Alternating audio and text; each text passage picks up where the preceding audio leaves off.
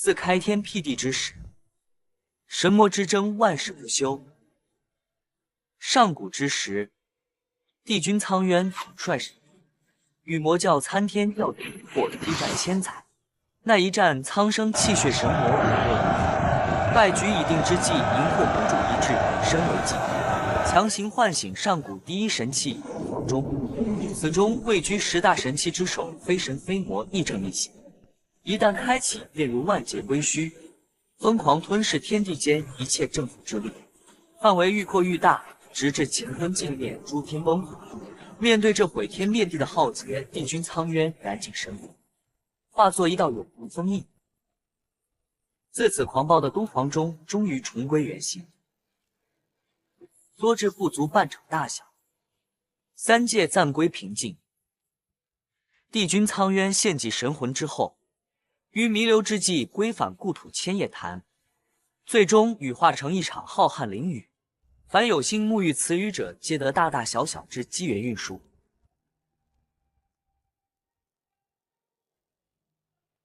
6000年后，在苍渊羽化之地中心，一缕新芽悄然破土，又历6000年方成幼苗。在6000年时有花苞，此后每3000年花苞绽开一层，历经18000年，终得全貌。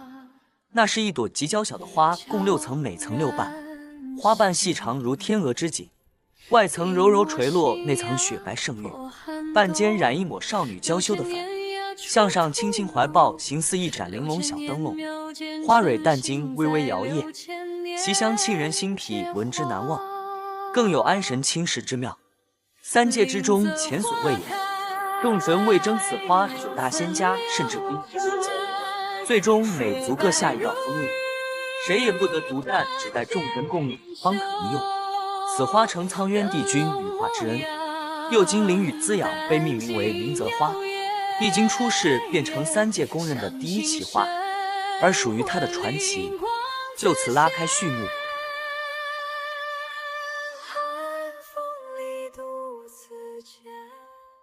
上古之时，帝君苍渊尚在人世，忽见天地色变，山河震颤。此天地异象惊动了那位绝世帝君，但见9天神火自地心喷薄而出，神焰翻涌，化作焚天漩涡，粗壮黑烟直冲云霄。火之漩涡中金光凝结，随着一声震天凤鸣，一只金凤破火而出。金凤于9天神火之中诞生，生来便为百鸟之王。金凤出世时，其羽生辉挥洒之间，夜然夺日，仿佛银河携带着火焰，又似漫天绽放的璀璨烟火。其神异之姿，一眼便深受上古帝君苍渊所喜爱，常携其左右，并亲赐其名叶天。得此天赐机缘，这金凤遂修成人，正式拜入苍渊门下。自此一代传奇就此出世。在苍渊帝君的悉心教导之下，叶天青出于蓝而胜于蓝，文韬武略无一不精。其天赋之高，勤勉之甚，纵观仙家有史以来，亦难寻如此出类拔萃之人物。苍渊羽化之后，又历经数万载岁月，叶天早已名震三界，修为真至上神之境。此生从未一败齐贺和功业，被诸仙尊称为圣君。正所谓几家欢乐几家愁，此盛世于魔族而言却绝非喜讯。对于这位圣君的评价，三界9天褒贬不一，众说纷纭，唯独对其风姿仪态却是众口一词，交口称赞，无人能有异议。日月如梭，几万年倏忽而过，故事从叶天98000岁这一年正式开始。此处便是凤族禁地，幽深的熔岩隧道内，万千火蛇狂舞，坚硬石壁被生生灼出虎皮般的裂痕，越往深处，光芒越发刺目，空气灼热得令人窒息。待走到尽头的巨大岩洞，只见岩浆如惊涛骇浪，狠狠砸向绝壁。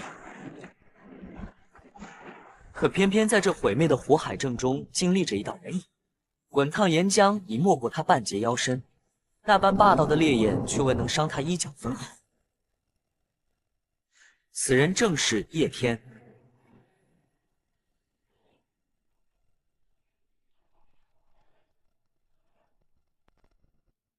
只是那张俊美无愁的面容此刻却充满痛苦，浓墨般的剑眉死死蹙着，双目紧闭，薄唇抿成一线，豆大冷汗滚滚而落，一身玄衣早已尽数浸透。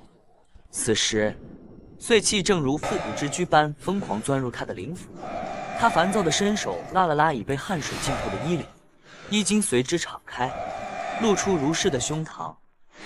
叶天只觉头痛欲裂，神智在疯狂边缘挣扎，他烦躁的规避横扫劲气狂暴而出，起初尚能克制，可随着碎气侵蚀，每一击都愈发摧枯拉朽，震得整个境地隆隆作响。纵使境地岩浆涌动，乃火之正能，最可因煞。此刻亦难阻碎气分毫。叶天此时神志尽失，彻底堕入狂暴之境。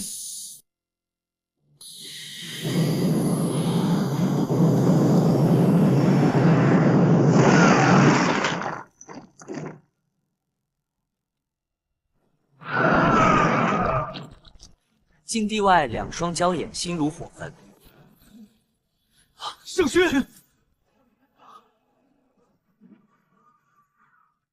也不知圣君这次。圣君福泽深厚，一定能平安度过。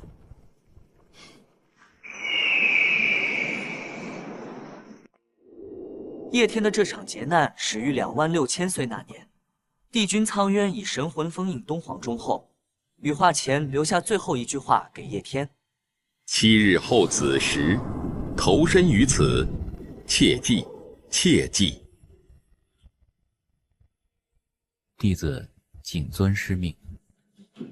7日后子时，众仙虽不明缘由，但依旧如实来到指定地点。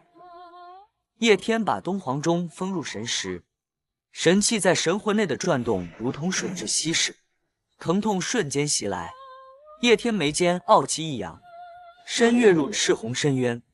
众仙心知肚明，东皇钟仍需新的压制，而当时的叶天不过上仙境界，此去九死一生。岩浆中心骤起漩涡，一朵紫底清新、猩红妖艳的莲花破浪盛开，此乃红莲业火。一旦沾身皮肉战裂，火蛇游走全身。然业火不分光明，只烧罪孽，一切污秽燃尽，纯净之力加持。叶天于灰烬中浴火重生，随着一声震天巨响，众仙扬手忽见平生难忘之景。金凤利鸣声震九霄，一瞬划破长空，羽翼开合之间，碎金流光如星河倾落，凤尾叶动，似如织金锦绣，华贵无双。万丈金辉轰然倾覆9天天地，为之共鸣。神光加身，尊位既定，是为叶天封神。红莲业火500年一现，凤凰涅槃亦500年一轮。涅槃将至，正是东皇钟煞气盈满，神魂最难镇压之时，故为绝世之命。然魔尊韩非不知如何得知此机，于人间布下无妄杀劫。那一夜，万鬼招魂幡烈烈狂舞，上万冤魂化作滔天黑瘴，如怒潮般吞没整座城池。黑烟所过，生机尽绝，尸横遍地。秦韩非不难速止万千冤魂作孽，却难如登天。叶天只能以身卫气，任由怨毒入骨。韩非癫狂大笑，他要借万鬼怨念彻底引爆这位战神的心魔。纵使韩非被擒，叶天亦遭重创。就在神智崩塌的瞬息，一缕幽香强拽回一丝清明。叶天孤注一掷，瞬移至天界禁地千叶潭。此潭消融一切，是洗去碎气的捷径，更是散尽修为的死路。就在他于剧痛中闭目调息，气息微弱时，一个娇俏的声音突兀响起：“你看着很痛苦，我可以帮你。”叶天心里一惊，猛然回头，三界之内竟有人能悄无声息，立于上神之侧。叶天不愧是战神，纵心生诧异，动作亦迅捷如电，飞身出手，一气呵成，娇小的身影瞬间被握至身前。他的虎口死死卡住了那纤细的脖颈，还未看清来人，一阵清冷悠远的花香已先一步撞入鼻息。那是灵泽花。这是要从3万多年前说起。叶天6万5千岁晋升上神时，身陷神魂大劫，凤凰烈焰险些仿佛半两天，众仙神彼此化为一，引起了暴怒。3万载寒暑，林泽花始终伴他左右，逼他抵御东皇中碎骨噬魂般的折磨。他估算着千叶潭里的那朵新木，也该在此时盛开了。原本必杀的力道，在那熟悉的幽香中不由自主泄了3分。叶天思索片刻，彻底松开了手，随之冷眼抬眸，撞入眼帘的却是一张粉嫩俏丽、生动如画的脸。我说要帮你，你为什么要弄疼我？叶天的视线不由自主地随着少女的纤手看去，只见她雪白纤细的脖颈上已留下一圈淡淡的红印，如雪中梅花，楚楚可怜。叶天下意识的眼神闪避，喉结一滚，才歉意开口：“失礼了。”少女被看着，眼神也微微有些飘忽，轻声道：“好吧，那你跟我过来。”说完，她转身就走，可叶天却原地未动。叶天是何身份，又岂会被一句话轻易叫走？少女转身走了几步，见身后没动静，又转头看了看叶天，有些不解。她走回来，伸手竟然直接拉住叶天的袖子，问：“我说跟着我，你没听到吗？”叶天眼中的诧异，与其说来自少女，不如说来自自己竟没有拒绝。香软在手，他终究默默地跟了上去。掌心的陌生温度烧红了少女的耳根，他下意识想驱散那股热意，却让脸颊爬满红晕。香气随着少女云雾般的长发轻轻飘来，犹如无形的指尖在风中撩拨。他究竟会做什么？少女带着叶天来到帝君苍渊早年居住的茅屋，屋内陈设依旧简朴如初。她指着地上的蒲团，清脆开口道：“你坐这里。”叶天何曾被人如此指使过？他站在原地，只是静静地看着少女，并没有动作。坐啊！少女嘟囔道：“要不是看在你体内有我的花，我才懒得管你呢。”叶天这才顺势坐下，目光却始终落在她身上。只见少女缓步走到他面前，突然弯下腰，俏脸轻轻凑近他的脸。他身上那股淡淡的清香随之扑鼻而来，萦绕在两人之间。叶天自己也微微一怔，对于少女的靠近，竟生不出半分抗拒。或许是因为那抹香味，他已熟悉了几万年。少女在叶天的额头上边摸边自言：“怎么办？”叶天知道少女不晓男女之嫌，却不愿就此占她便宜。他轻轻握住她的手腕，将那只柔软的小手从额头拿开。他声音低沉地问道：“你要做什么？”“我的花在你神识里面吗？可是我不会进去。”少女显然并不知道，进入对方神识代表着怎样的亲密。此时连叶天都微微怔住，脸上闪过一丝无奈。叶天从神识中取出灵泽花，修长的手指托着那朵已有些暗淡的灵泽花，递到少女面前。灵泽花在神识中有2种使用之法，一是如春雨般缓缓发挥功效，点点滴滴润物细无声。叶天一直依此法使用，才勉强减轻了东皇钟在他体内不断蚕食的痛苦。二是瞬间激发全部灵力，但此后此花需等待极长时间才能恢复。之前在凤族禁地，此花灵力已近乎散尽。少女认真问：“如果我把花重新注入灵力，你自己会调息是吗？”叶天微微点头。少女闭上眼睛，双手结印柔和的灵力如水般缓缓注入花中，花瓣渐渐亮起莹莹白光，柔美的光芒在两人之间流转。几个时辰后，少女的脸色微微泛白，而叶天体内的煞气虽未完全消散，却已降到了可控的范围。此次叶天的劫难终于被少女化解了。然而，这仅仅只是两人故事的开始。两人灵力交汇结束，叶天把灵泽花轻轻收回神识，他立刻关心地走到少女身边：“你感觉如何？”只见少女脸色苍白，香汗沁出，模样楚楚可怜。叶天取出一只白瓷药瓶：“此番有劳仙子，这是玉清冰灵液，最适合补充你的灵力。之前真的多谢你了。”少女接过瓷瓶，轻轻一嗅，随即抿了一小口。她秀眉轻轻蹙起，俏脸皱成一团，露出一副孩子般委屈的神情，又将瓶子递回给叶天。叶天看着她伸过来的玉手，一时接也不是，不接也不是。有何不妥？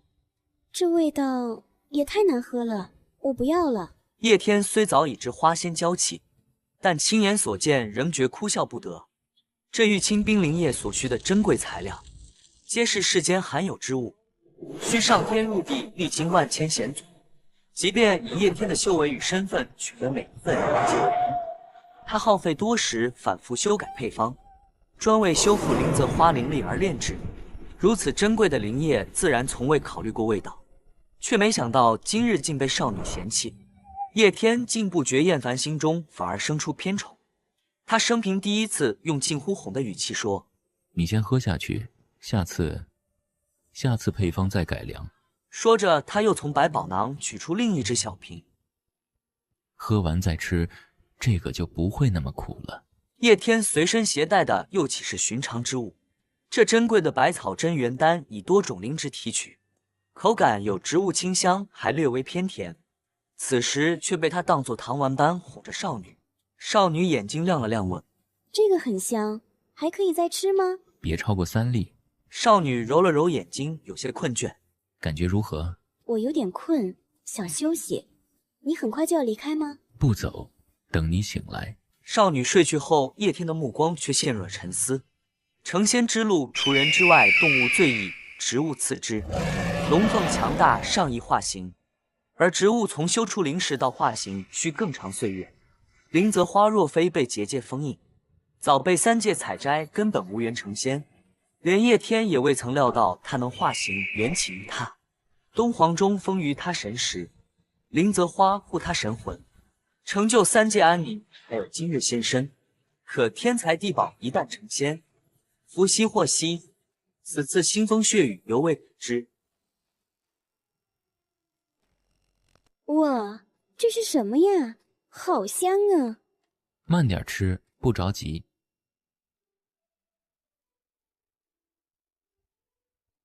你是叫圣君吗？本君名为叶天。叶天，那他们为什么叫你圣君，还叫你那个老人家？你很老吗？圣君只是一个称呼封号罢了。你和他人说过话？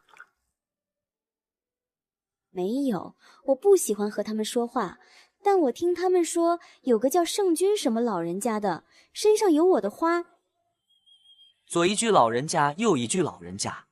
叶天明明不在意他人言语，此刻心里竟有些烦躁。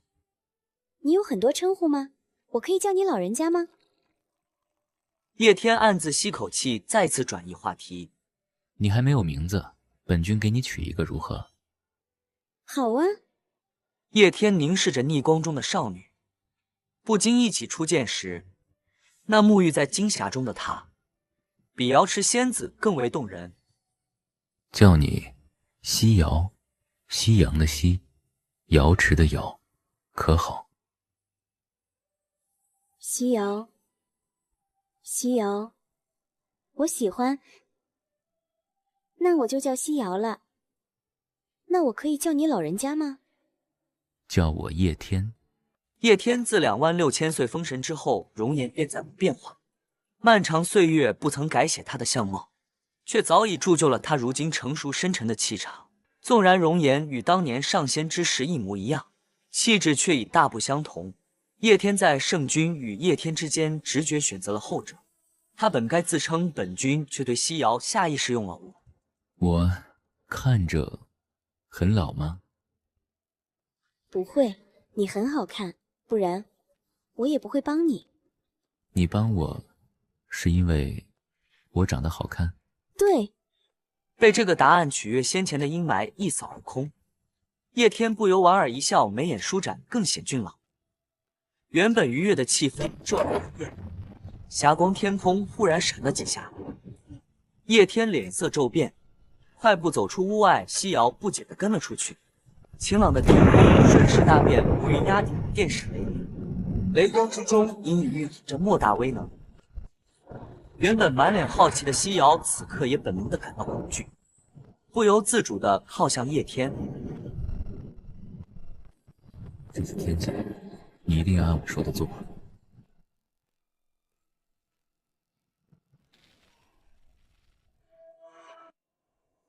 天劫将至，叶天再也顾不上其他，他拉着西瑶来到山壁前，只在心中微微一滞，便毫不犹豫地挡在了他的身前。你等会儿可以离我近一点，躲在我身后。西瑶有些不知所措。我要做什么？会有点疼，坚持下去。叶天，我有点害怕。有我在，别怕。雷云翻涌，一条条紫金闪电疯狂撕裂天幕。第一道紫金天雷轰然劈落，叶天挡住雷力，闷哼未发，西瑶却尖叫一声，直接扑进他怀里。雷劫威力虽被叶天抵下，但雷电电流无孔不入，痛楚依旧难忍。第二道、第三道雷劫一道比一道更猛烈，西瑶哭得梨花带雨。好疼，怎么还没完？再坚持一下。十几道雷劫后，西瑶疼得神志模糊，倒在叶天怀里，连哭泣都没了力气，只剩细细轻泣。这可怜的模样让叶天心底一阵心疼。越是逆天的存在，成仙时遇到的雷劫便越重。林泽花这样的奇花成仙，引来的正是极致的18道紫金天雷。此次天劫幸好有叶天相助，否则以西瑶的娇弱，注定要灰飞烟灭，被天道彻底抹杀。天劫终于过去，西瑶也正式位列仙班，不再只是那株花灵。叶天将昏迷的他轻轻抱回小屋，小心翼翼地放到床上，看着他长睫微颤，如蝶翼沾露，他忍不住伸出手指接下一滴泪，并在心底呢喃：落泪居然还能这般好看。叶天取出一颗丹药服下，开始调息运功。西瑶很快便悠悠转醒，这一次天劫他竟连一根头发丝都没有伤到。他转头便看见叶天正在闭目运功，那火焰般的金光环绕着他，威严而又夺目。西瑶心里如小鹿乱撞，他觉得叶天这张脸好看的惊人，光看着这张脸都可以盯着许久不厌烦。看到叶天睁开双眸，他急忙问：你还好吗？无碍，你感觉如何？西瑶轻轻摇头。叶天虽然说无碍，西瑶却认定他一定很疼，于是主动散发出灵泽花香，体贴地为他缓解。这番温柔好意，叶天并未拒绝。这次天劫动静极大，没过多久，千叶潭的结界便已缓缓打开。之后等待他们的又将会是什么？众仙依次走进千叶潭封印，一对仙姿卓绝的玉人出现在他们眼前。男子玄衣披风猎猎，傲气胜过寒风，正是叶天。身旁女子既如凝脂，清冷出尘。女子见众仙走近，有些不安，轻轻躲到叶天身后。你们别吓着他。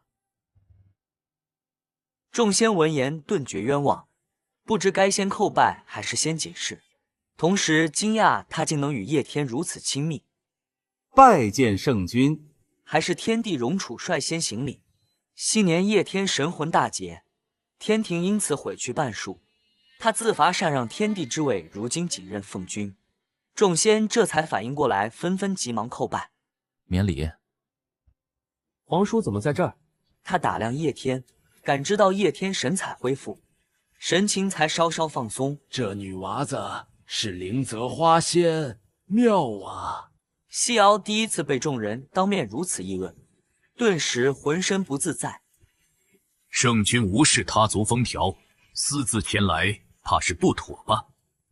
在这仙神界，终究是实力为尊。哦，你有异议？此事确实不妥，但叶天要做，又有何惧？问鸾神君看了叶天一眼，憋了口气，思索一瞬，最终咽下道：这没有。诸位稍安勿躁，今日众仙齐聚，皆为灵泽花仙一事而来。如今该如何安排他？不知圣君有何打算？叶天闻言也有些犹豫。若西瑶是男子，他定会直接带走；可若让他被旁人带走，他又放心不下。圣君，灵泽花仙乃百花一族，不如先随小神回去，教导些礼仪常识，日后再寻师尊教导。您意下如何？叶天思索片刻，觉得洛染所言有理。跟着花神洛染，你可愿意？西瑶觉得洛染大气端庄，他长得好看，我愿意。叶天见西瑶要离开，心中总有些不放心，他也没多想，直接从手腕上摘下一枚手镯，牵起他的手腕轻轻扣了上去，手镯如有灵性般自动收紧。西瑶轻轻一晃，竟轻若无物。众仙见状纷纷倒吸一口凉气，众仙还没回过神来，叶天又接连取出绣风袭云扇、避火珠与传音符。这镯子可护你周全，若有人欺负你，用此扇扇他便是。避火珠能避烈焰，遇险就用传音符唤我，我定来救你，听好了吗？只是这些让在场众仙瞠目结舌的神物，到底有着怎样的惊天来历？叶天送西瑶的礼物看似随意，交代也轻描淡写，可这些礼物却重得让所有仙神震惊不已，甚至忘记了仙人的仪态。仙界孩童都能朗朗上口的圣君三大成名神器：怒天剑袖风袭云扇以及千叶流金镯。其中最为珍贵的是千叶流金镯，此镯乃上古帝君苍渊亲手炼制，能在主人遇袭时自动开启防御，最强可抵挡上神一击，乃三界第一极品防御神器。绣风袭云扇则是叶天以自身凤羽亲手炼制的上品神器，轻摇一扇便能唤起狂风席卷，破云裂空。至于怒天剑，乃天地初开时郁郁而生的上古神兵，它伴随叶天征战多年，早已神魂绑定，绝不可能赠人。叶天此生未尝一败，三大神器功不可没。这样的神器，连至亲都不一定舍得相送，他却当众送出2件，这份保护与偏宠不言而喻。此外，凤羽避火珠可抵御低于凤凰烈焰的一切火焰，传音符同样极为珍贵，能在三界任意时空传音，即便以叶天的身份也仅有一张，也不奇怪在场众仙惊讶的目瞪口呆。叶天几乎将自己能给的最珍贵宝物都送给了眼前之人。灵泽花成仙之事，望各位仙家严守秘密，切莫外传，以免引来妖人窥伺。众仙应是，先前的小心思瞬间烟消云散。临别之际，西瑶望着叶天，眼底还带着几分不舍。叶天低声哄了几句，他这才依依不舍地跟着牡丹花神离去。皇叔身体如何？已无大碍。那就好。皇叔洪福齐天，那魔教妖人定然料想不到。他现在如何？关在地牢里。带本君去见他。韩非瞪着毫发无损的叶天，谋划彻底失败，气得咬牙切齿，口中不断喷出污言秽语。百里雾峰和浩宇千元石在何处？想知道？哼，做梦！说出下落，可少受些折磨。老夫会怕。一番审问毫无结果。好戏才刚开始，你不会永远都这么好命。叶天转身欲走之际，老凤凰，我们走着瞧。哼，本君才不老。青云心念，皇叔，重点完全错了啊！从今日起，你对外便以兰花仙子的身份示人。兰花，兰花品种繁多，即便你香气特殊，也不会引人过多猜疑。记住，你的本体之事，绝不可轻易告知旁人。我知道了。叶天的安排确实高明。灵泽花太过特殊，唯有大隐隐于世，花隐隐于百花之中，以兰花之名将它藏入百花族，对西瑶而言是眼下最安全的选择。一晃数年，西瑶已熟知天界与百花族的基本常识，也掌握了简单的百花法术。在百花界的岁月里，西瑶时常听花仙们闲聊起叶天，无论是他辉煌的过往，还是如今的忙碌，他这才渐渐明白叶天在天界的尊贵身份与地位。百花界素来太平，却也少不了花仙们争芳斗艳、相互比较的风气。西瑶时常成为他们谈论的对象。他从旁经过时听见了那些议论，却并未停步，神色淡淡，仿佛毫不在意。反倒是那些花仙们被他这份从容弄得有些尴尬。时间继续飞逝，西瑶在百花族学会最为有用的技能，便是隐去自身花香。他平日看着文静乖巧，也算听话，唯有一件事例外。圣君身份尊贵，系天下苍生，你若无要事，不可随意打扰。好。还有圣君名讳，不可直呼，你该称他为圣君或凤君。可我想叫他叶天。西瑶，这不是名字的问题，是礼数。洛冉原以为西瑶不懂礼数，后来才知，他并非不懂，只是不想改。西瑶时常想起叶天几次想催动传音符，却想起他的嘱托唯有遇难时方可使用，最终还是将他默默收好。叶天虽未去看西瑶，却一直关心着他。他时不时收到洛冉的汇报，得知一切安好，他也就安心了。叶天觉得西瑶性子单纯，而百花族女仙众多，是非也多，许多习俗他并不认同，因此一直想为他寻一位心地善良且漂亮的师尊，不求修为多高，只求平安自保。思来想去，他觉得上神芷溪最为合适。芷溪乃凤族出身，与夫君苍和恩爱有名，口碑极佳，教出的弟子皆是万里挑一。叶天当即动身前往微之山，说明来意。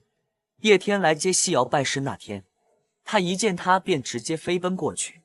洛冉顿时有些尴尬，这么多年连行礼都没教会他。可他发现叶天对西瑶并无不满，反而眼底带着几分宠溺。叶天，你是来接我的吗？对，接你去拜师。我的师尊是谁啊？路上再与你细说。叶天带着西瑶来到微之山，仙界拜师只此一人，因此师尊人选至关重要。这里有上神夫妻坐镇，恩爱有名，口碑极佳。苍和本体为龙龟，乃祥瑞镇宅之兽，可保平安。两位上神收徒极严，却看重人品，西瑶正好符合。加之叶天亲自开口，他们便应了下来。西瑶得知此次拜师是叶天的周密安排，又见芷溪容貌清丽脱俗，仙风道骨，心里颇为欢喜。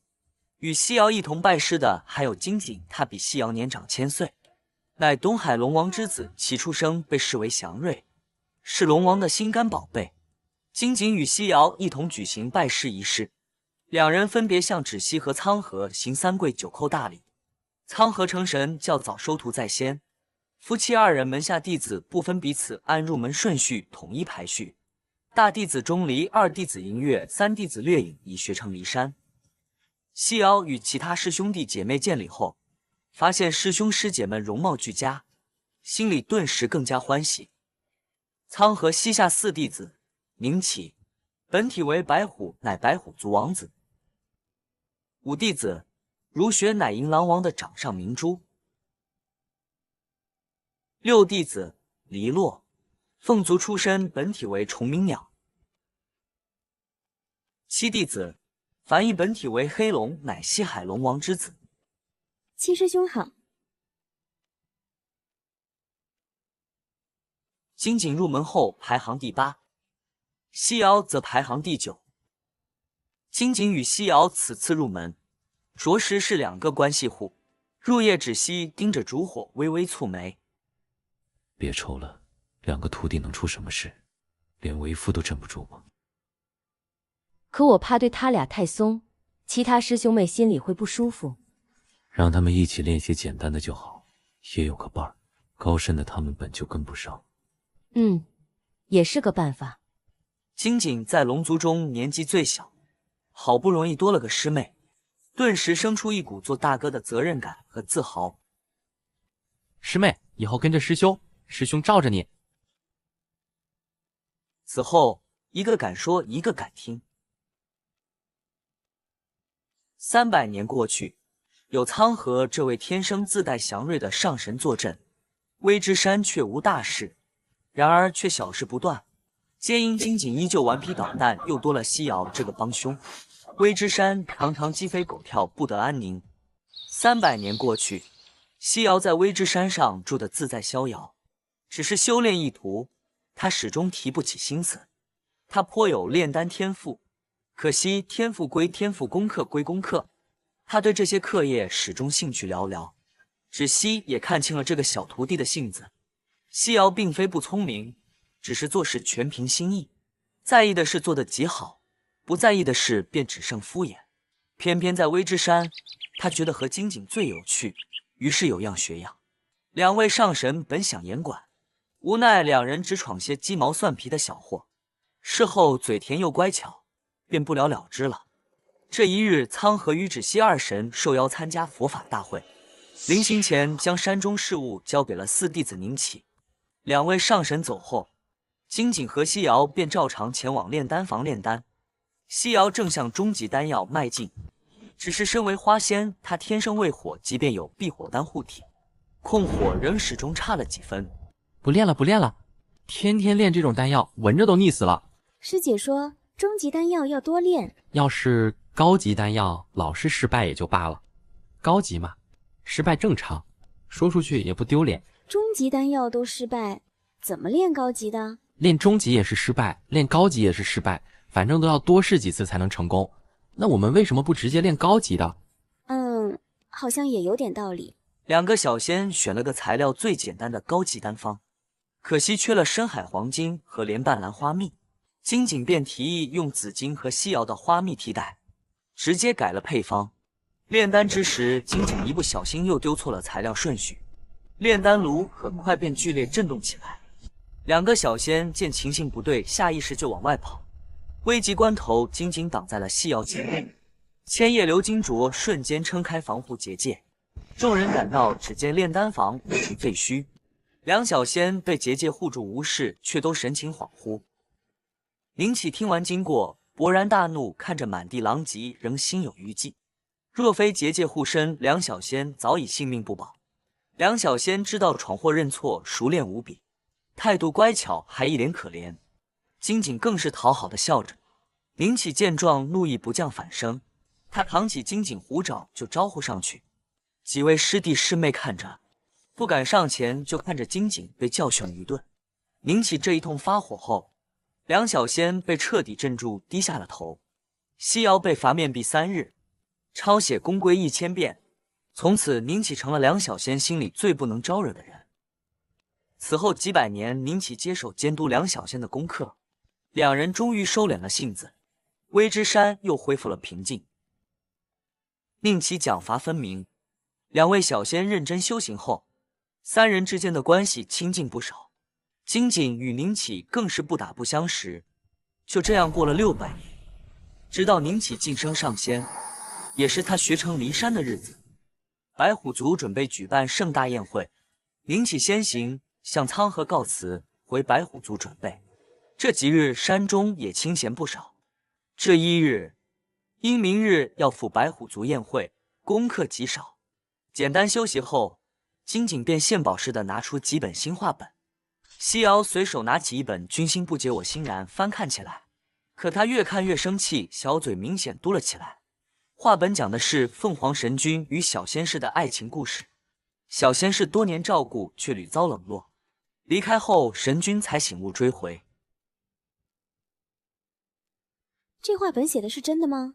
不一定。你说这个写的是叶天吗？也许吧，以圣君的年纪，有点什么很正常。那就也可能是真的。金井抬头一看，赶紧改口。不过圣君从没传出过风流韵事，多半是假的了。说到叶天，金井看向西瑶的手镯，转移话题。你这个千叶鎏金镯仿的真好，哪里来的？千叶鎏金镯太过有名，几乎成了仙界防御法器的统一样式。金井一直以为西瑶戴的是仿品，这手镯当然是叶天送的。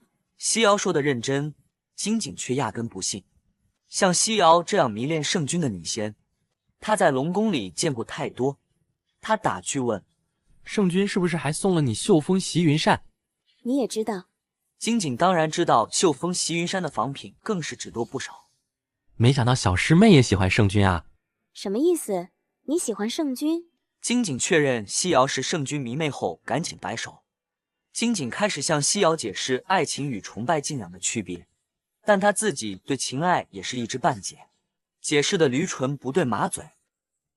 所幸金井举了一个正确的例子：上神苍和与芷溪互为真爱，两人情比金坚，朝夕相处，永不分离。西瑶大致明白了，他千年来从未见过叶天，既无朝夕相处，更谈不上永不分离，自然觉得自己对叶天并非爱情那种喜欢。试想，若是有人用师尊的名义写风流韵事，不管真假，你会不会也不开心？当然，还会很生气。金井自觉答案满分，颇为得意，总算是把事情解释清楚了。可惜金井这番话却成功把西瑶带偏，他本就对叶天心生情愫，却被误认为只是崇拜。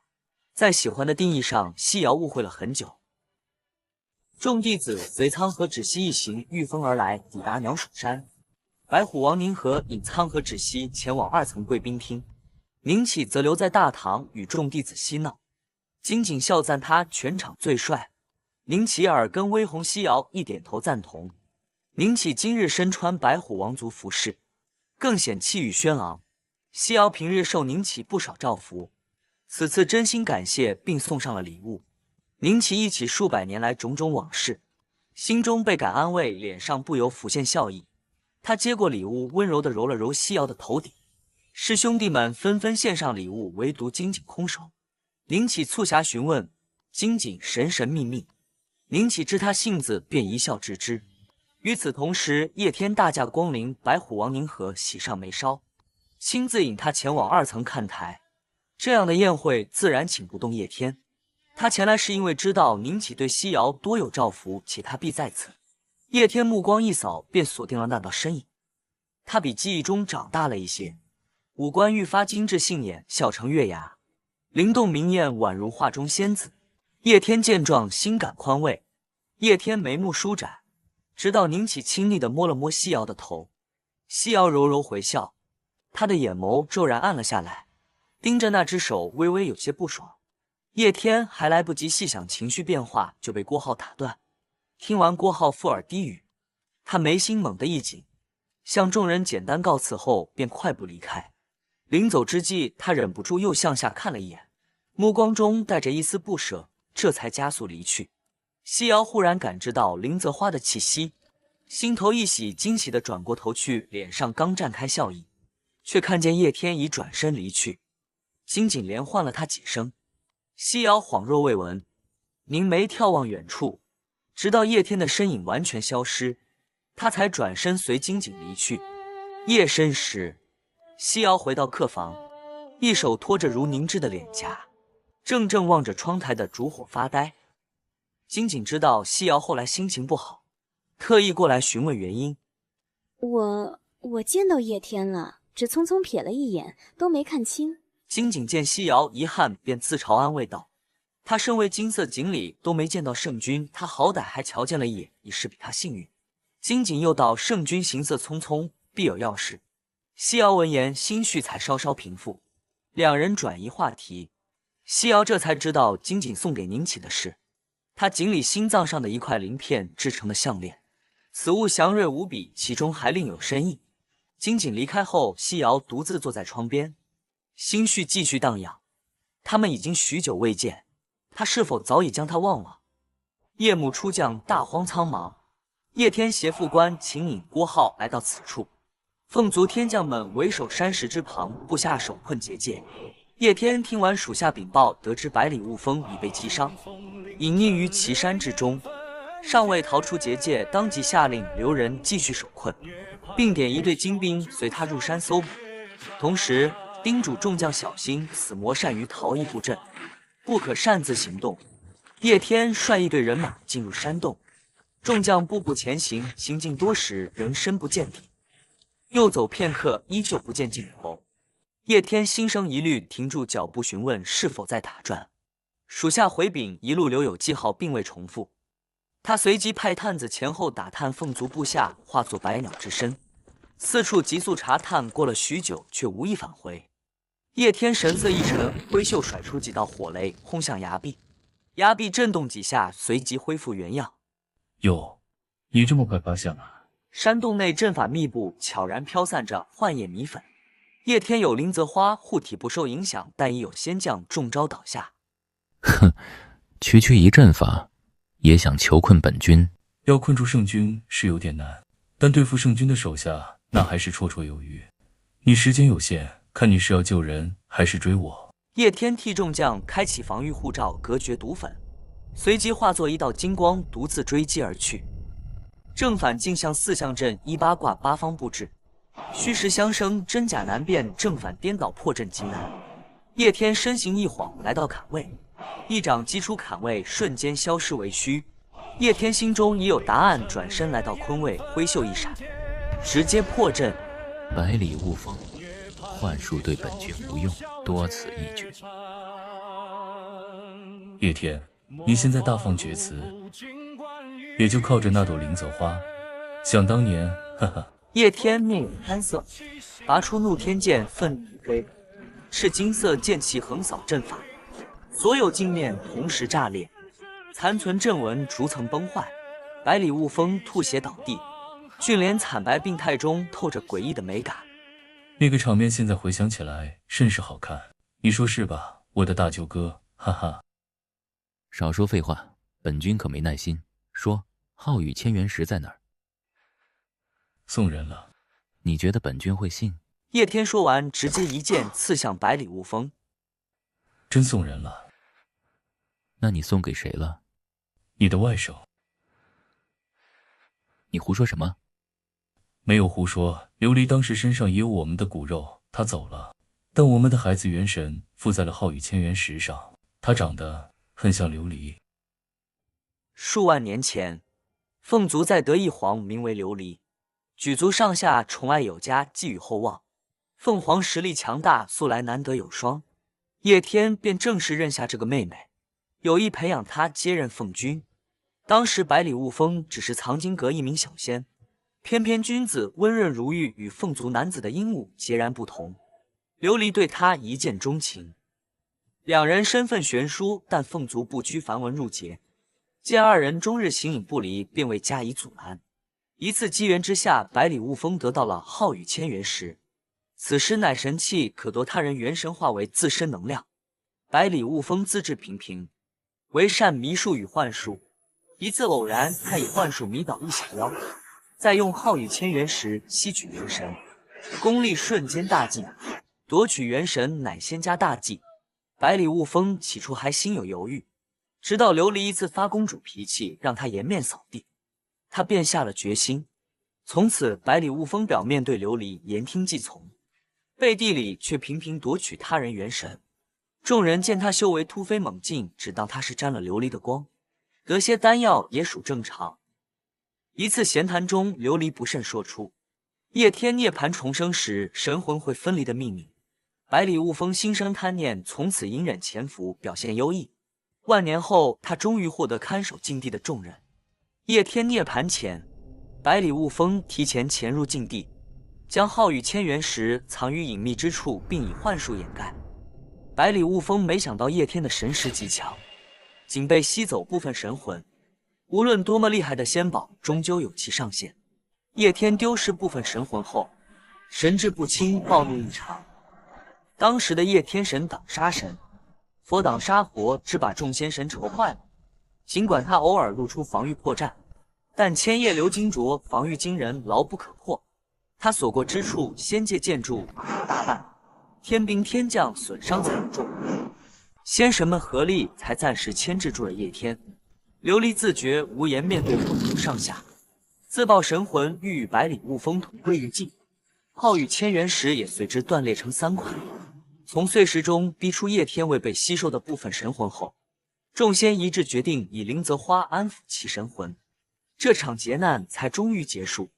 事后，叶天自己108道天雷成剑，并辞去天地之位，虽因此劫晋升上神，但也成他毕生耻辱。叶天回想当年，心中杀意大盛，恨不得一剑斩下。杀还是带回族中，2个念头在他心头反复撕扯。握剑的手指关节已泛起惨白。在白虎族做客之后，金井再度邀请西瑶前往东海龙宫游玩。西瑶从未去过龙宫，心中十分心动。可他法力尚浅，第一次便要深入海底，不免心生惧意，一时犹豫不决。樊毅拿出一个早已准备好的礼物。师妹，这是龙鳞碧水珠，你不用害怕，师兄自是护你周全。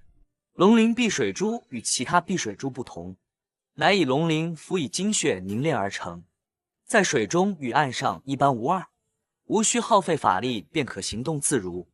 只不过这样的宝物绝非随意赠人之物，可惜西瑶并未明白其中暗示，只是巧笑接过，连声道谢。樊一的心思早已被金井察觉，起初他还想掩饰，可见金井戏谑的眼神，便直接默认了。身为堂兄弟，两人彼此知根知底，也不怪金井早早发现。樊一性子与他截然相反，素来不爱说话，是出了名的冰山美男。可在练武场上，金井却屡屡见到樊一主动为西瑶递水，尽管他话不多，但这举动实在太过反常。所谓波底龙宫漾水晶，龙宫四处晶莹透明，美不胜收。金井在前引路，樊一在身侧护着。西瑶在龙宫的每一天都充满新奇。这天，三人来到龙宫中最华美的观景台，四周以万颗珍珠与夜明珠装饰，色彩绮丽，晶莹夺目。小师妹喜欢这里？小师妹喜欢可以常来，还有好多好玩的呢，对吗，堂哥？对。小师妹，你以后学成之后，想不想一直住在这里？金井看着西瑶，一脸茫然笑了笑，但樊一却秒懂，已害羞地别过头去。假期结束，三人回到微之山，因他们回来较早，便继续闲聊，等待其他师兄陆续归来。如雪现身后，师弟妹们刚想问好，他却气呼呼地穿过众人，直接回房。砰的一声关门，大家不由面面相觑。西瑶不解其中缘由，金井却消息灵通，猜测是因为与斐离神君定亲。此话让西瑶更加困惑，便开口追问：可能是风评不好吧，传闻他与许多女仙都有故事，甚至还有和圣君的故事。凤足殿前，只见一道白色身影脚下生风，快步而来。来人正是与如雪定亲的九尾狐王斐离，他亦是叶天最好的挚友。两人之所以传闻不断，皆因容貌与能力均为天界绝顶，并肩时极为养眼。斐离潇洒坐下，自顾倒茶，叹道：凤族的事儿，本王听说了，人总能找到的。不过本王最近也烦得很。你不是定亲了吗？怎么还这副样子？他不乐意，搞得好像本王在强娶似的。呵呵，还有不乐意的，这位小仙子倒是有趣，眼光独到。叶天回想起在白虎族看过如雪一眼，本君记得她长得不错。还行吧，就是性子太差。之前那套紫金玳瑁壶还没用几次呢，就被雪儿砸坏了，也不知道哪里来的脾气。哎，这个不错，补给本王吧。反正上次也没说给你，是你硬要拿走的，不该是你的，就不是你的。没办法，谁让你练气手艺这么好呢？斐离拿着茶壶把玩，她的五官精致，比许多女仙还要漂亮。斐离绯闻不断，确实是容貌之故。她天生一双含情目，看谁都像眉目传情。向她暗送秋波的女仙实在太多，也不怪如雪误会。然而叶天却没有这方面烦恼。他气势太盛，眼神扫过，连男子都会胆寒，绝不会让人产生误会。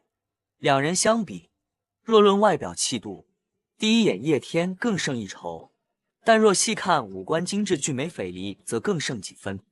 总之，天界公认的第一美男仍是叶天，斐离屈居第二。毕竟男人的魅力也不光只在脸。人家不乐意，那你打算怎么办？反正是订婚，本王急什么？他现在变得霸道得很，不像你宝贝的那个小花仙，秀气斯文，模样又好。这次白虎族大宴，本王总算见着了。他不是你第一次见面就送了他2个最好的护身神器，怎么没送本王呢？那可是2个神器啊！你从本君这儿拿的东西还少吗？那能一样吗？不过他模样确实招人喜欢，也难怪他师兄对他另眼相看。斐离话音刚落，叶天脸色骤变，神情瞬间严肃。他刚要开口，就被斐离打断。打住，真想拿镜子给你照照。你现在这表情，还说不宝贝，才一句话就这样。叶天自己也察觉到方才的不悦，却说不清缘由。当他再次对上斐离那促狭的眼神时，心底泛起一丝连他自己都捉摸不透的波澜。又过500年，西瑶和金井终于迎来了第一次出门历练的机会。小洞天神木秘境，此秘境1000年一开，自带境界压制至上仙以下，妖兽虽多，但危险尚可，适合小仙历练。如雪已来过多次，此次由他带队。前几日平安无事，西瑶和金井第一次实战，虽略显生疏，却也颇有收获。夜晚休息时，轮到西瑶值夜，他有些无聊，便坐着四处张望。就在这时，一只美丽的红蝶忽然出现在西瑶眼前，它色彩鲜艳夺目，一下子吸引了西瑶的目光。西瑶虽是花仙，却从未引过蝴蝶，可面对这只绝美的红蝶，他终究没忍住。红蝶犹豫片刻，轻盈地落在了他纤细的手指上。忽然脚步声传来，蝴蝶受惊飞走。西瑶回头，只见一道修长身影向他走来，正是提前来换班的凡一。西瑶本想坚持守夜，但白日历练的疲惫袭来，他很快便有了倦意，就打起盹来。西瑶头一歪，姿势微变，让他睁开了眼睛，又清醒了几分。这时，他不再拒绝凡一的好意，便起身去休息了。刚刚那只红蝶在不远处扑闪几下，便消失在夜空中。秘境深幽之处，红蝴蝶轻轻落在地上，一道人影随之浮现。此男子生得极美，一头深红长发如血绸般倾泻，金色的眼眸冷冽而摄人，俊美的五官带着几分妖异贵气，周身透着一股危险而迷人的魔魅之气。黑暗中，两人向他行礼，其中一名朴素的黑衣仆人向他汇报了外面的情况。在他口述中，此次进入秘境的小仙虽多，但最出色的依旧是微之山的几位弟子，他们实力不俗，背景也非凡。只有一人例外，便是兰花仙子西瑶。西瑶资质平平，让人实在无法理解，为何向来收徒严格的上神会破例将他收入门下。闻言后，那人修长的手指轻轻靠近鼻尖，嗅了一下，神情似在回味，嘴角轻轻一勾。他可不是什么普通的兰花，说不定能引来给那人一用。又过2日，西瑶等人步入一片密林，这里树木高耸入云，树根盘绕，蔓藤横生，视野并不开阔。他们并不知道，那只美丽的红蝴蝶一直在暗处悄然跟着他们。西瑶他们人多，正面难以取胜，最好的办法便是加入他们。这日，众人前行间，远处忽现几只巨型蜘蛛，隐约传来呼救声。众人对视一眼，加快脚步。几只5米多长的巨型蜘蛛出现在众人面前，背部火焰般的花纹醒目异常，口中发出低低的灰灰声。一男一女被围困在中间，身上伤痕累累，眼看就要支撑不住了。此时，2只蜘蛛更是陷入狂暴状态，蛛丝狂喷，长腿如镰刀般急速挥舞，攻势凶猛。微之山的弟子们素来侠义心肠，不由分说，纷纷加入战局，很快就取得胜利。师兄弟们来到那对男女面前，只见男子浑身伤口，尤其是左臂一道极深的划伤，黑色的鲜血不断涌出。尽管如此狼狈，这男子依旧俊美的让人移不开眼，就连平日看惯俊男美女的几位师兄弟，也不由得多打量了几眼。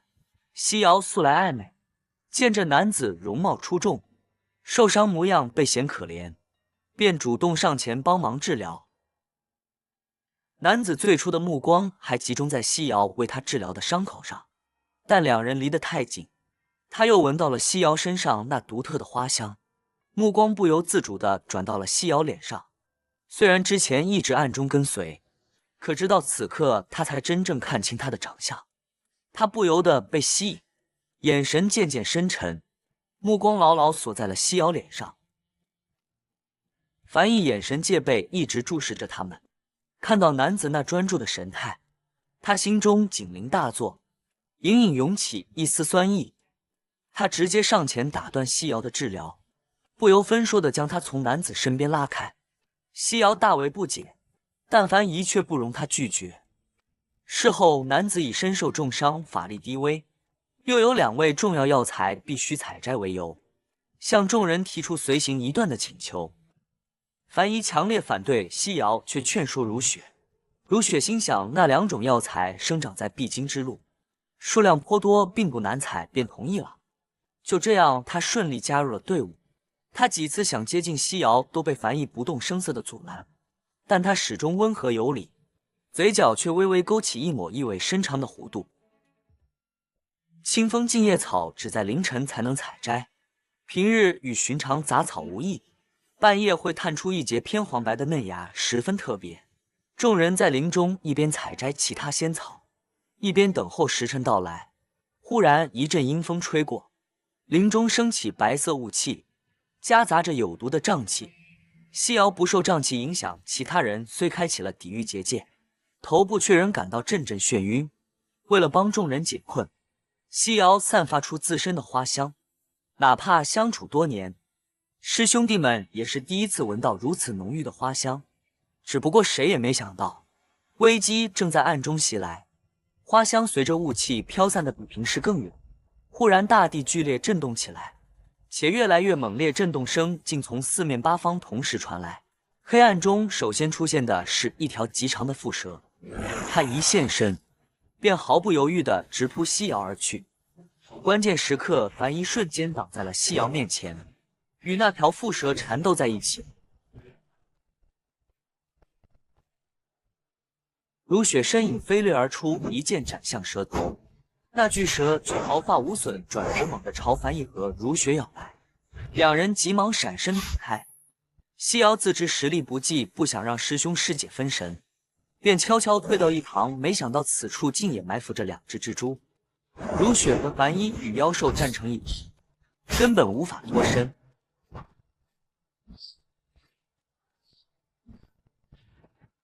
妖兽不断涌来，场面越来越混乱。西瑶视野里全是妖兽，他边跑边躲，偶尔反击几下，已听不清其他人的声音，只知金井离自己不远。眼看2人也要被冲散之际，西瑶抖着手取出绣风洗云扇，朝着四周胡乱扇了几下，扇中瞬间涌起冷风，效果竟出奇的好。西瑶又胡乱扇了10几下，效果虽好，但绣风袭云扇极耗仙力，他仙力本就不足，此时已气喘吁吁，无力再维持。金井接过扇子，想要继续挥扇，然而绣风袭云扇刃主毫无反应，2人无奈只能继续逃跑。然而无论他们怎么逃，妖兽却始终紧盯着西瑶追来。西瑶体力不支，跌倒在地。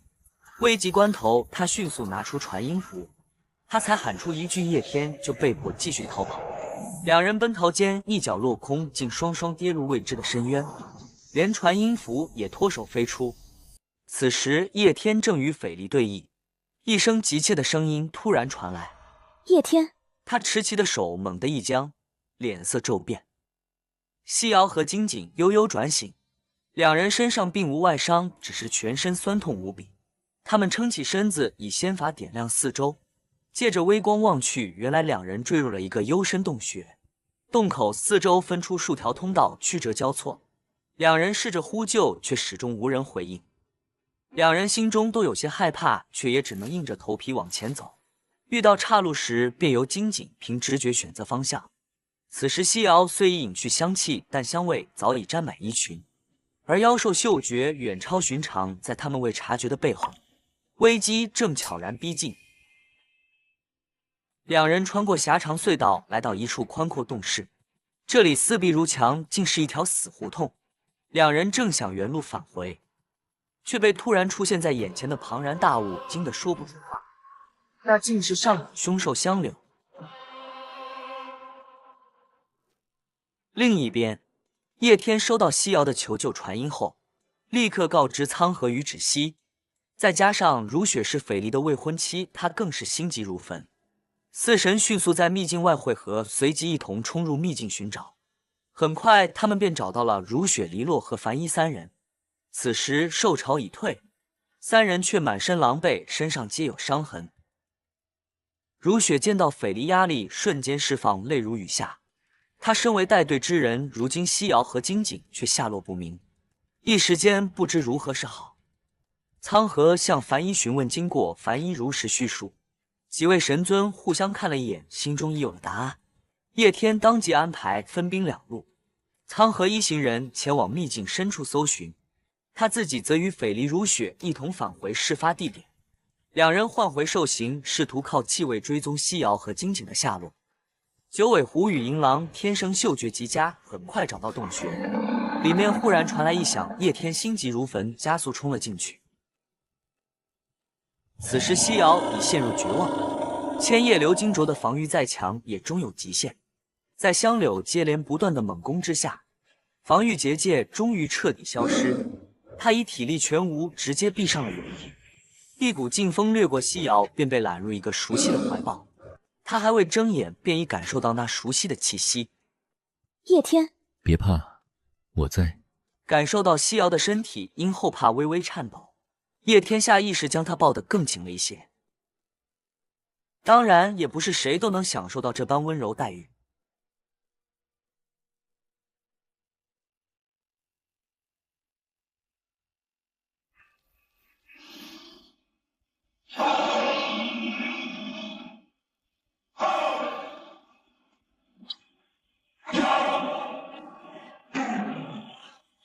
军风凌晨，烈焰纷天，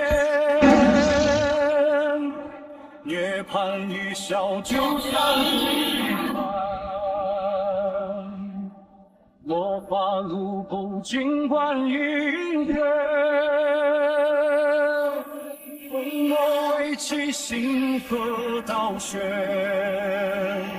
风鸣九霄，战士惊天。一剑光寒，百万雄师，问透惊雷，无掠无双，神君美名，三界称赞。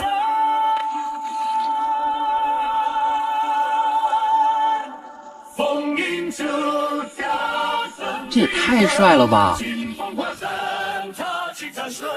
火中闪灭，火中重生，登起苍茫，为他独尊。赤马消失，烟花寻找，神君努力气吞山河，从不败绩为他悠久。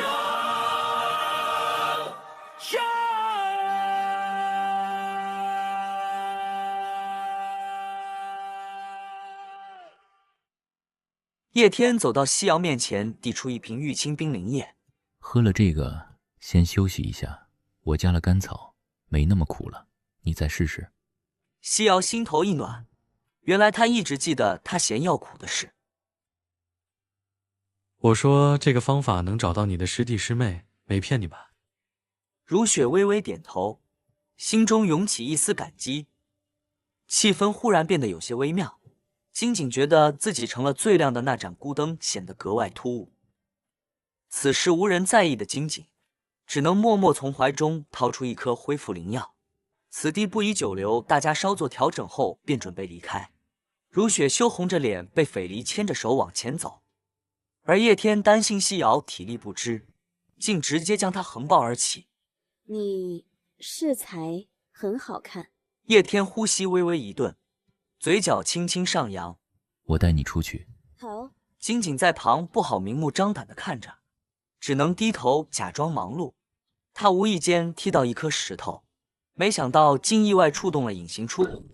井里的运气果真不错。小洞天神木秘境深处，一道女子的愤怒声音骤然响起：“李辉，让你引2个妖怪，你却引来这么多，看我伤成这样，还差点害主人遇险。”不是我所为，我按计划只引了2条蛇啊。他没这个本事，应该是那个叫西瑶的花香引来的。能引来妖兽潮，那花香果然非同一般，完全打乱了我的计划，可惜了。叶天抱着西瑶从密道中走出，后面几人实在忍不住，纷纷投来八卦的目光。西瑶察觉众人目光不时落在自己身上，顿时有些不自在。我可以自己走了。乖乖待着。叶天毫不在意旁人的眼光，可西瑶却不同。大家都看着呢，管他人作甚。我真的想自己走。西瑶坚持要自己走，叶天不再拒绝，轻轻将他放下。斐离四下打量一番，确定此处像是有人居住。叶天也低沉附和，看起来还不止一位。两人同时察觉前方有人靠近，迅速交换眼神后，叶天在前，斐离立刻一道队伍末尾警戒。片刻之后，一个男子身影出现在众人眼前，他脸色骤然一僵，脚步猛地停住。他神色微微有些不自然，却依旧恭敬地向叶天行了一礼。李泌便找了个借口想要离开。等等，你叫什么？小仙只是无名之辈，不足挂齿，让圣君见笑了。在叶天看来，眼前的男子与琉璃简直如出一辙，仿佛一个模子里刻出来的。再问一次，你姓甚名谁？叶天没有丝毫预警，直接飞身上前。对方反应极快，瞬间飞身闪躲。叶天身影如影随形，倏然抬手就是一击。男子虽然及时躲过，但胳膊还是被扫中。百里无痕，你是自己随本君回凤族，还是要本君亲自逼你？哼，千算万算，没料到圣君竟会亲自前来。以圣君之尊，也要以多欺少吗？抓你，何须帮手？小心有诈。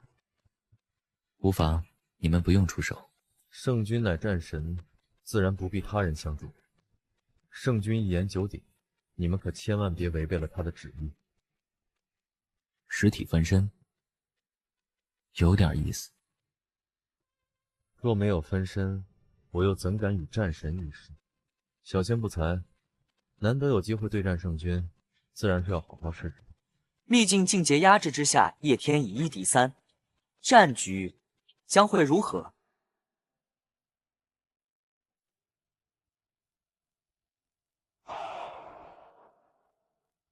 哼，来。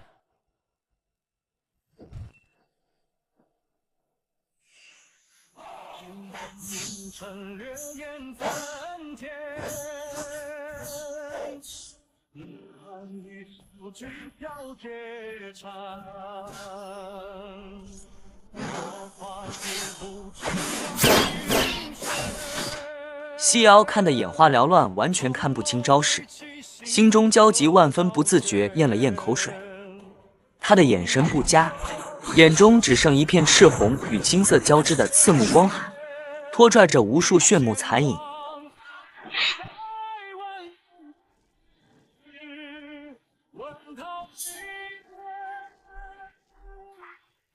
一旁的如雪看得紧张不已。别担心，圣君没打算重伤他，否则早就结束了。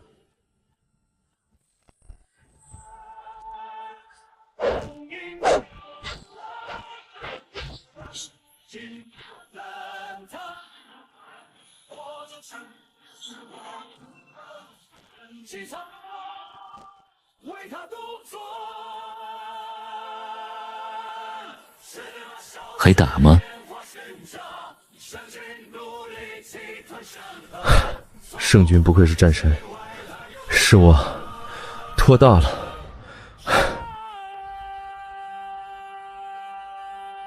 以你的年纪，这番身手倒是不错。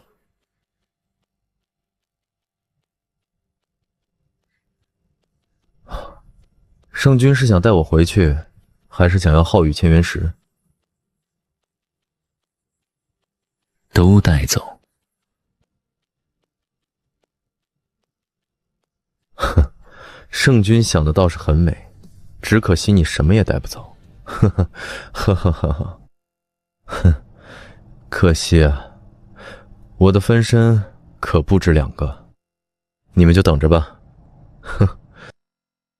话音落下，他的身影竟开始逐渐虚化消失。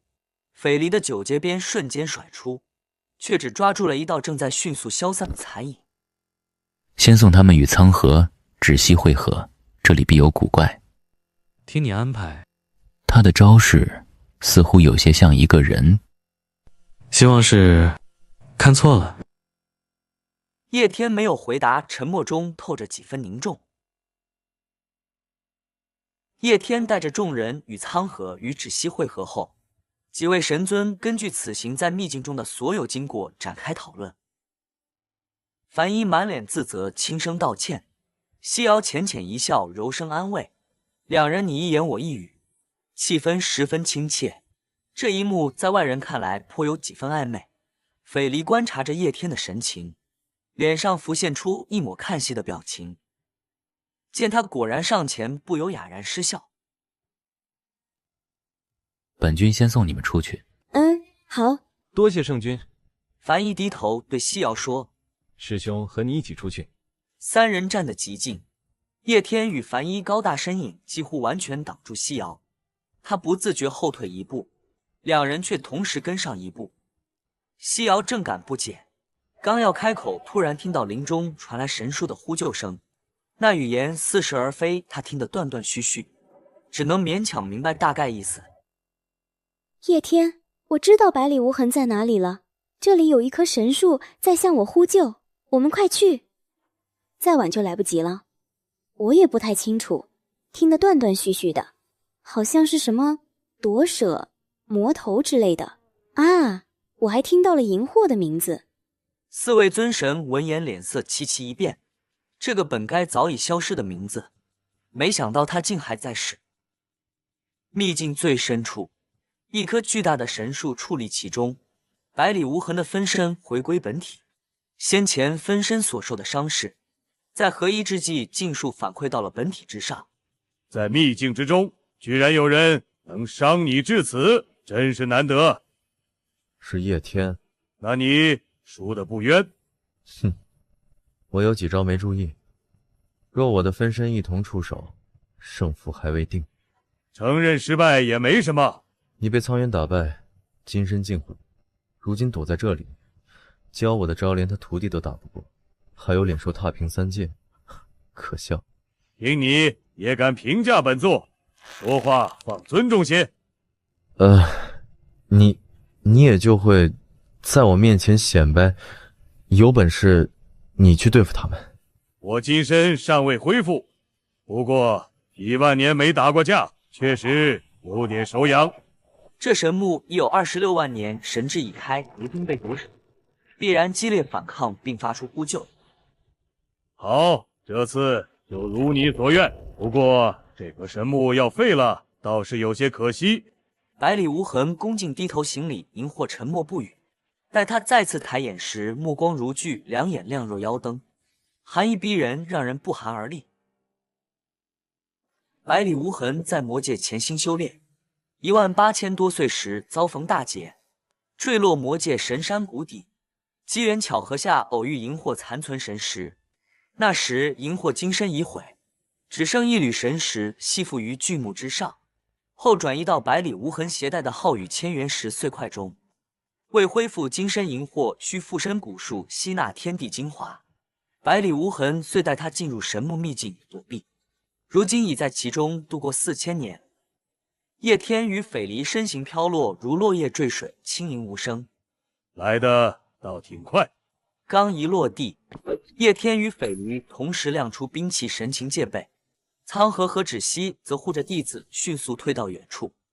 荧惑掌心生出2根碗口粗树枝，随手一挥，化作双刀。本座不用神兵，不算欺负你们小辈吧？叶天与斐离同时扑向荧惑三人，瞬间战成一团。荧惑双刀翻飞，力大无穷招式与百里无痕相似，却威力更强。荧惑对两人的围攻并不闪不避，应接攻击。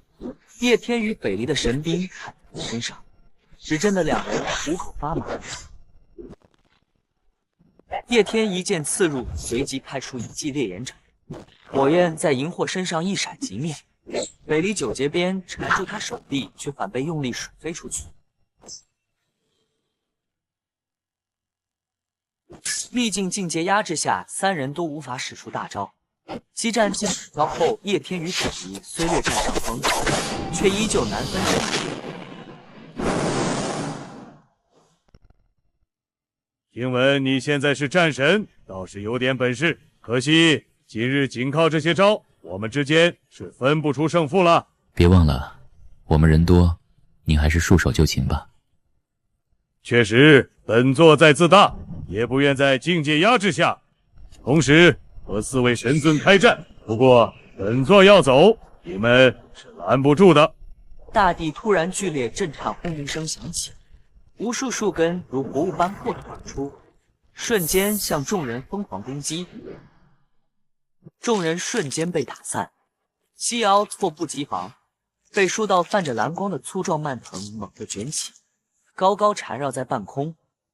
叶天剑光一闪，瞬间斩断缠绕的藤蔓，另一只手稳稳拉住了西瑶。神木铁化树生长26万年，根系庞大无比。此刻，所有根系疯狂破土而出，整个秘境剧烈摇晃，仿佛随时都会坍塌。秘境神木铁化树本遭荧惑夺舍后被抛弃，神识大乱，树根树枝本能发起攻击，秘境开始坍塌，场面愈发混乱。4位神尊虽竭力出手救助周边小仙，但被困者实在太多，即使将人救出，仙力低微的小仙很快又被树枝缠绕，再次陷入困境，如此反复循环不止。叶天本想先护送西瑶离开秘境，再回头救人，然而西瑶看到脚下惨烈的景象，却坚决不同意。我可以试试看，让神木稳定一点，不然这么多人救不完的。好，你别勉强。叶天按西瑶所说，带着他飞在半空，藤蔓树枝立刻发动攻击，疯狂缠绕而来，在叶天的防御外围渐渐形成一个球体。与此同时，一串串法咒从西瑶唇间吐出，淡淡清香随之四散。灵泽花乃3界第一安魂安神之物，缠绕他们的树枝藤蔓顿时停住，随后连根系也逐渐停止窜动，原本包围的树枝慢慢散开，靠近西瑶的树根更是温顺地绕在他身侧，轻轻将他托起。西瑶一边施法一边说：“你快去救人，我在这里等你。”叶天微微颔首，身影瞬间消失。靠近西瑶的树根停止了攻击，但远处树木并未彻底安静，不过救人已顺利许多。然而秘境塌方并未停止，苍河与芷溪不得不以神力强行维持洞口开放，让更多小仙得以逃出。为让神木更加稳定，减缓秘境坍塌，西瑶不得已现出了灵泽花真身，香气瞬间大盛，香飘万里，神木彻底安静下来。叶天救出最后一批小仙后飞回，远远便看见西瑶衣袂飘飘立于空中，脚下树根托举，犹如火炬般醒目。他心中微微一动。你回来了。西瑶有些体力不支，刚想开口便失去了知觉。直到秘境洞口缩小到仅容一人通过时，叶天终于抱着西瑶从里面出来。叶天之前急着带西瑶离开秘境，竟未察觉自己情绪已与往日不同。此时再看向怀中昏迷的西瑶，眼底满是爱怜。西瑶悠悠转醒，已是次日午后。他一睁眼便看见如雪守在身旁。他在屋中并未发现叶天的身影，也无丝毫感知，不免略感失望。小师妹可是找圣君，他昨夜送你回来后一直守着，本想等你醒来，只是魔教教主荧惑重现。今早众神君已被紧急召回天庭开会，连师尊师伯也去了。小师妹要喝点水吗？西瑶询问起众人的情况，如雪一一作答。说到自己这段经历时，他不由想起斐离，小脸微微一红。西瑶继续追问如雪未婚夫的事，如雪脸红扭捏的答了几句，最后忽然想起什么，看着西瑶似是想问八卦来岔开话题。小师妹，你是不是喜欢圣君？我只是仰慕他，并非喜欢。如雪闻言有些意外，却也没有多疑。崇拜？哦，也是。圣君英明神武，大家都喜欢的。他确实很优秀。西瑶因误解自己的心思，答得十分坦荡。如雪并未多疑，两人继续闲聊起女仙的话题。在天庭紫微宫内，魔教教主荧惑归来乃是大事，众仙神各执己见，辩论冗长，商议了整整一天。叶天偶尔走神，回想起从前许多往事，心中也不由浮现西瑶的身影。他心中强烈想见西瑶，想亲眼确认他平安，而非听一句冰冷汇报。会议与晚宴直至深夜才结束。尽管时间已晚，他犹豫片刻，仍按捺不住本心。万里迢迢赶到微之山，叶天看到西瑶窗上倩影，心中的异样顿时平复。他觉得时间已晚，正欲转身离去，门已被急急推开。叶天，你是专程来看我的吗？对，你感觉如何？西瑶眼中闪过欣喜，随即两人一时无言。你要进来喝茶吗？不用了，太晚了，我就来看看你。两人再度无言。你早点休息，我明天还有很多要事，就先告辞了。好，叶天，谢谢你。我们之间自是不用说谢。叶天身影消失后，西瑶心中略感惆怅，却并不明白这份惆怅从何而来。紫微宫又是繁忙的一日。自那晚见过西瑶后，叶天心中已无先前那般迫切，虽仍有挂念，却再无特别感触，行事又恢复如常。尘埃落定后，银狼族的王前来对秘境叶天出手相救之事致谢。叶天客气回应，称此事一半功劳该归斐离。两人闲谈间，叶天询问银狼王是否去探望如雪。银狼王笑着说：“已去看过，心里放心了，便不再去了，免得多去反而让他生厌。”原本只是家常闲聊，叶天却在心里反复回味那几句话。不看哪里放心得下，看过心里就放心了，多去说不定还生厌。叶天总算为之前迫切想见西瑶的反常心态找到了合理解释。只是夜深人静时，他仍时常想起西瑶。与此同时，百里无痕带着荧惑的神识逃出神木秘境，来到大荒。荧惑的神识依旧附体在浩宇千元石上，百里无痕身上伤痕未愈，又赶了这么远的路，已是体貌虚汗，脸色苍白。你这身体是够差的，教主若嫌弃，大可另寻高枝。那个女仙应该对我恢复金身大有帮助。百里无痕回忆冷笑，并不接话。本座当年纵横四海八荒，也没见过什么花。有这个能力，你去打听打听。那我们现在去哪？本座真身为父，你又这么弱，待本座想想，考虑一下。你一教主，还说纵横四海八荒，身边一个可信的人都没有吗？还好意思说我？百里无痕的话成功引得荧惑暴怒。哼，本座不在几万年，给他们胆了，待本座修回真身，再去收拾他们。到时候这帮家伙要跪地求着我，本座只有一处地方，说不定还能挽救你这孱弱的本体。你们看不起我的，总有一天，我会让你们知道厉害。他心中不由想起西瑶眼神微变，那份心动与敌对交织的复杂情绪无人知晓。最后，他的身影渐渐消失在大荒深处。